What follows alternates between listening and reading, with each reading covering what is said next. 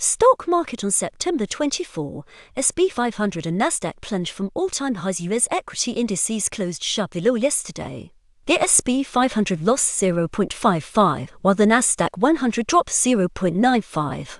The Dow Jones Industrial Average gave back 0.15. Asian stocks advanced after Chinese technology shares surged. Alibaba Group holding limited pledge to boost investment in artificial intelligence, fueling gains.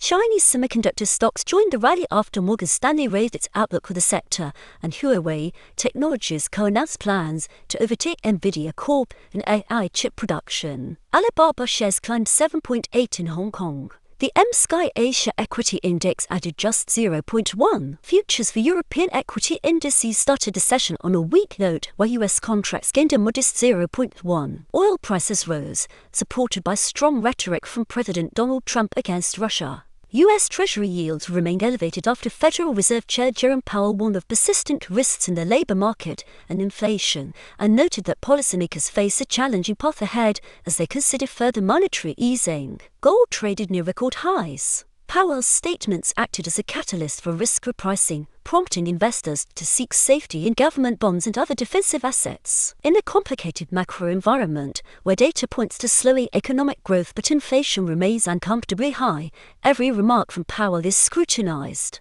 The labor market, in particular, remains a key indicator the Fed is closely monitoring, as a strong job market can fuel inflationary pressures, while softness could signal a looming recession.